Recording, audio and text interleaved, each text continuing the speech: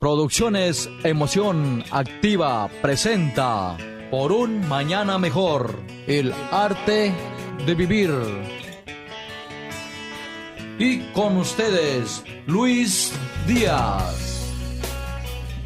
Gracias. Buenas noches, caballeros. Mi nombre es Luis Díaz. Para mí es un motivo de alegría, un honor estar compartiendo con todos y cada uno de ustedes en una cápsula más de Por un Mañana Mejor, donde estamos hablando acerca del fanatismo.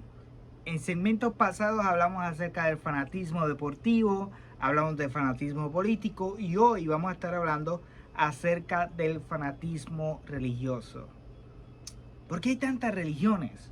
¿Por qué hay tantas personas que dicen amar tanto a Dios, pero muchas veces con sus comportamientos y actitudes nos alejan más de Dios que lo que nos deberían acercar?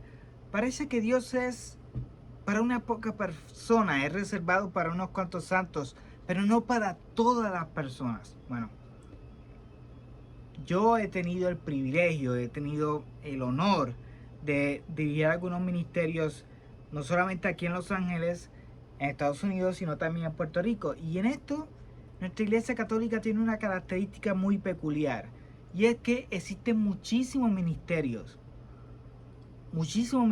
prácticamente para cada personalidad, para cada tipo de persona. Entonces, a pesar de que existen tantos ministerios, todos deberían de tener el mismo objetivo.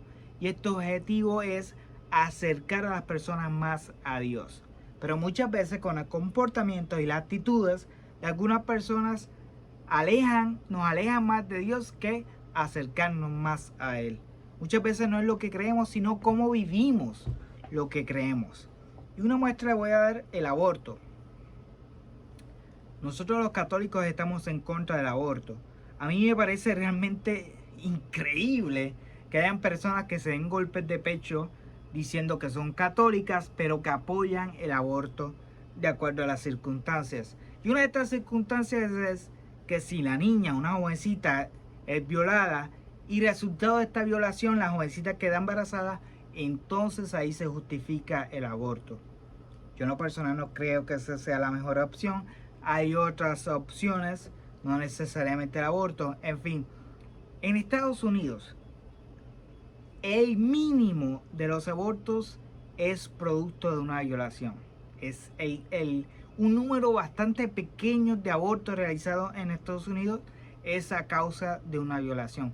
Ahora, hay un gran número de abortos en Estados Unidos al año que es debido al egoísmo, o sea, porque la mujer piensa que ya no va a continuar con su vida, que la criatura va a interrumpir toda su existencia y por eso es mejor simplemente cortar con la criatura. Yo en lo personal, como dije, no creo que esa sea la opción. Bueno, años atrás, décadas atrás, había un grupo que al igual que yo estaba en contra del aborto, pero en lugar de hacer una campaña de prevención, de educación para estas jovencitas, para prevenir el aborto, estas personas colocaban bombas en estas clínicas abortivas.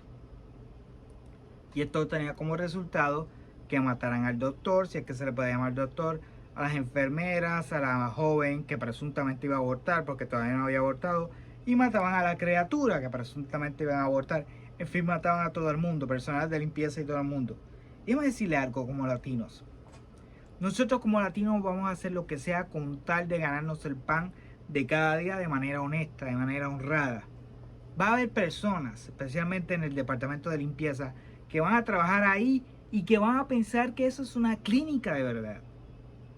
Y lamentablemente pues no es una clínica de verdad, es una clínica de aborto. Entonces, pero muchas veces la sociedad utiliza estos eufemismos y comenzamos a llamar las cosas como lo que no son en realidad. Entonces tú vas a tener personas que ahí están trabajando pensando que es una clínica en realidad. Y eso justifica que tú puedas matar a esta persona. Eso justifica que tú termines con la vida de esta persona. Y eso es lo que hacen estas bombas que ponen en esta clínica abortiva. Matan al doctor, matan a la enfermera, matan al personal de limpieza, matan a todo el mundo.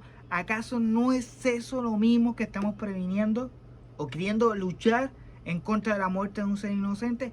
¿Acaso no estamos haciendo eso o peor al colocar estas bombas en estas clínicas abortivas? Estamos peor. Y la razón principal por la cual nosotros no apoyamos el aborto es porque es tentar contra la vida de un ser viviente cuando está en su estado más vulnerable de su vida, que es en el vientre de su madre, y que lo que es peor, muchas veces por su propia madre. Y eso lamentablemente el aborto. Y esto es resultado del fanatismo que hay en algunas personas. Personas que, yo he conocido a personas que piensan que la música y el deporte es pecado. No escuchan música ni ven deporte porque es pecado. La música. Nunca la música es pecado. ¿Acaso la música no es la herramienta principal que utiliza Dios para la evangelización? ¿Acaso todos estos movimientos carismáticos, todos estos grupos de oración, no utilizan la música como principal arma para la evangelización? Pero no, pensamos que es pecado y no, la música tampoco. Deporte. Uno de mis últimos proyectos que trabajé en Puerto Rico antes de venir aquí a Estados Unidos se llamó Sueño Joven. Y Sueño Joven era realizar un torneo de baloncesto donde todos los jóvenes podían participar. Jóvenes de la diócesis de Arecibo, y podían participar sin ningún requisito. O sea, no tenías que ir a la iglesia, no tenías que hacer ni la primera comunión, nada. Simplemente ser jóvenes. Y en esos torneos nos daban una paliza. Pero ese no era el punto. El punto es que cuando tú estableces una amistad con un joven, tú estás estableciendo un puente de evangelización, un posible puente de evangelización con ese joven que tiende a ser más efectivo. Y fue muy hermoso mientras duró. Después el gobierno nos quitó su apoyo. Claro, nosotros hacíamos el torneo y todo, pero el gobierno tenía que simplemente mantener las facilidades en óptimas condiciones para realizar estos torneos. Ya cuando el gobierno nos quitó el apoyo, pues ya no pudimos más. Y lamentablemente el proyecto llegó a su fin. Fue un proyecto muy hermoso, pero ni el deporte ni la música son pecados. O sea, hubo un fanático allá en Puerto Rico que decían que la televisión era la caja del diablo. En aquel entonces, hace años, la televisión eran anchas, cajas anchas y negras, y decía que era la caja del diablo. Porque en la televisión tú podías ver pornografía, podías ver mujeres desnudas y todo lo demás. Pero también en esa caja del diablo tú podías ver misas de sanación, encuentros carismáticos, retiros, en fin, todo va a depender del uso que nosotros como seres humanos le demos a esa caja, según del diablo, ¿no? Porque ese es un artefacto tecnológico más. Esa televisión no se va a encender sola. Esa televisión no va a ir al canal donde están las películas pornográficas y todo eso de manera sola. O sea, necesita de la acción del ser humano para encender y pasarlo en ese canal. Pero además tienen canales de misa y canales cristianos y demás. Entonces, el adelanto tecnológico no es un adelanto del diablo, es el uso que nosotros como seres humanos le demos a ese adelanto tecnológico. Ese es el punto. No hay ninguna caja del diablo. La caja del diablo está aquí en nuestra cabecita. No es ningún adelanto tecnológico.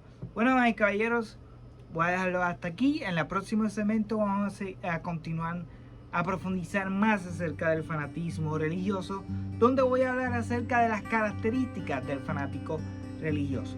De momento, hasta la próxima, que Dios me lo bendiga.